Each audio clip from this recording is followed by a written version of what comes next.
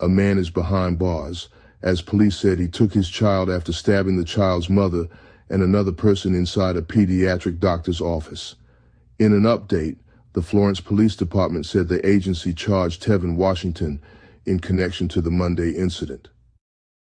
Investigators learned a domestic altercation happened around 10:45 a.m. on McClure Court. Washington allegedly stabbed his child's mother and a man who is the stepfather of the child's mother inside Eastern Carolina Pediatric. After the stabbing, Washington left the area with his child, and police later found them at Washington's home, according to a news release. Officers placed Washington into custody. The woman and her stepfather, who were stabbed, are in stable condition, police said. Investigators also found that the child was unharmed. Washington is charged with 2 counts of attempted murder, possession of a weapon during a violent crime, and unlawful conduct toward a child. Florence, South Carolina. It was normal, quiet Monday morning at the Eastern Carolina Pediatric Clinic, filled with coughs and parents waiting with their children. No one expected this to happen. Tevin Washington, a father fueled with rage, allegedly attacked the mother of his child and her stepfather. Terrified people watched as Washington, armed with a knife, burst into the waiting room. The attack was brutal. Everyone in the waiting room were caught completely off guard. All staff could hear were the terrifying sounds of patients in the waiting room. After the attack, Washington fled the scene with his own child, which was followed by a trail of blood. Police were now searching the city for Tevin Washington, who was the father of the abducted child. Tevin Wash was caught at his home within hours. Luckily, the child was okay. Now Tevin Washington faces a long list of charges: attempted murder, possession of a weapon during a violent crime, unlawful conduct toward a child. But the scars of that day, the physical wounds, the emotional trauma, were likely a lot longer than any prison sentence. The tragic events in Florence are a stark reminder of the devastating consequences of custody disputes gone wrong. Across America, families are torn apart, parents battling for control, their children caught in the crossfire.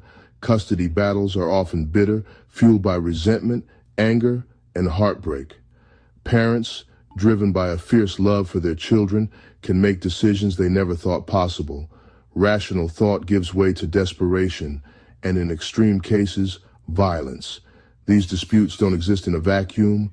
They're often intertwined with other complex issues: domestic violence, substance abuse, mental illness. These underlying problems act like gasoline on a fire, escalating tensions until they reach a boiling point. The Tevin Washington case is a tragedy on many levels.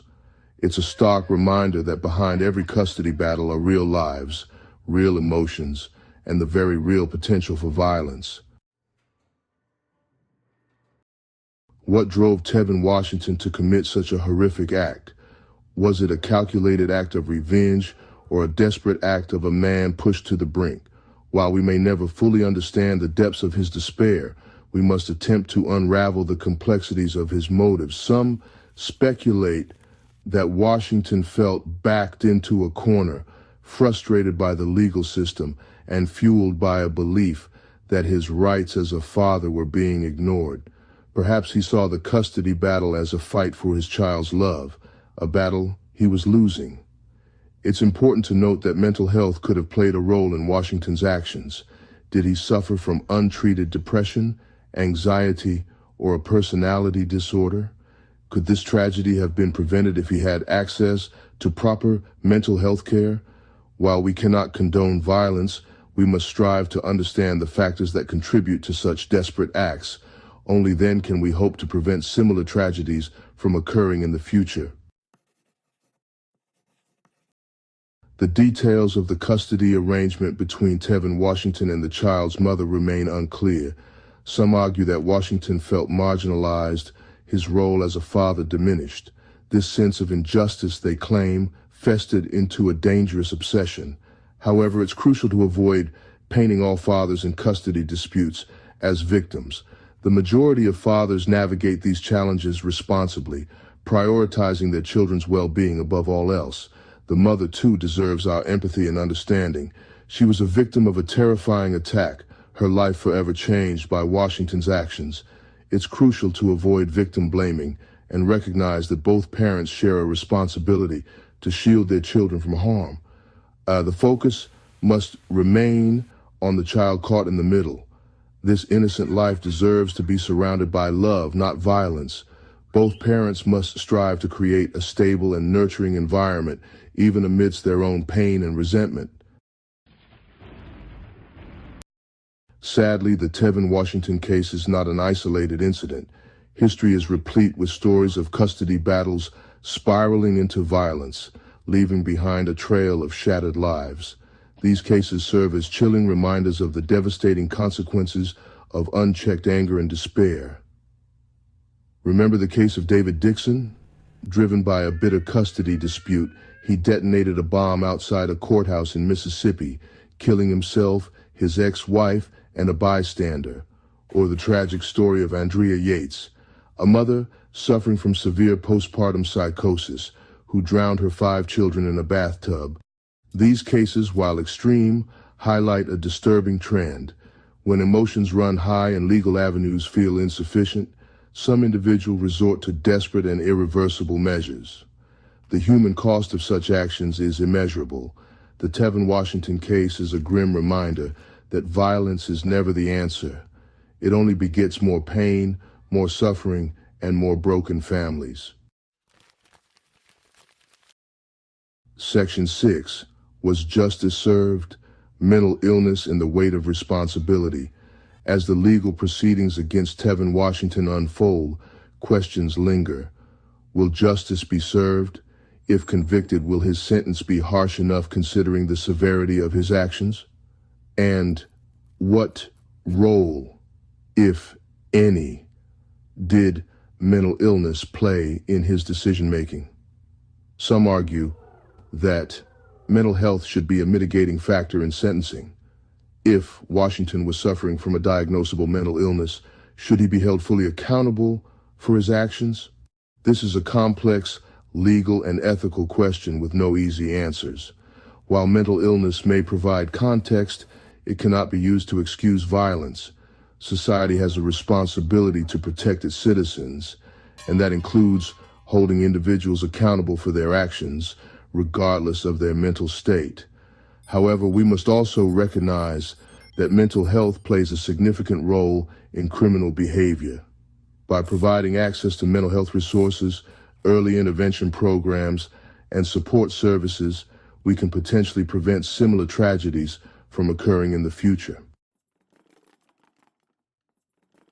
Section 7. Protecting the innocent, the child at the center of the storm. Amidst the legal battles and the media frenzy, it's easy to lose sight of the most vulnerable victim in this tragedy, the child. This innocent life may be irrevocably marked by the actions of her own parent. The psychological impact cannot be overstated. Luckily, the child is most likely too young to even remember this day. The courts must prioritize the child's safety. Custody arrangements should have been made with the child's best interests in mind, ensuring their safety, stability, and emotional well-being. We have an obligation to protect children from abuse and violence. We must advocate for policies that prioritize their safety, provide them with access to mental health services, and break the cycle of trauma that can span generations. Section 8. Breaking the cycle of violence, a call for compassion and understanding. The Tevin Washington case is a harsh reminder that we have a long way to go in preventing domestic violence. Instead of just reacting to tragedies, we have to find a way to minimize them. This requires a multifaceted approach. We need to invest in education programs that teach conflict resolution skills, promote healthy relationships, and challenge harmful gender stereotypes. We must also provide greater access to mental health services, making it easier for individuals struggling with anger management, depression, and other mental health challenges to receive the help they need. Furthermore, we need to create a culture of support for families. offering resources and guidance to help them navigate through the child's stress from separation and divorce. By addressing the underlying causes of domestic violence, we can create a safe environment for our children. Section 9. There is hope. Resources and support for families in crisis. The Tevin Washington case is a tragedy, but it's important to remember that there is hope. There are resources available for families in crisis, for individuals struggling with anger management, and for children who have witnessed or experienced violence. If you or someone you know is experiencing domestic violence, please reach out for help. The National Domestic Violence Hotline is available 24/7 and provides confidential support and resources. Remember, you are not alone. There are people who care and want to help you find safety and healing. Thank you for watching. Please like and subscribe for more content that matters. Until next time, stay safe and take care of one another.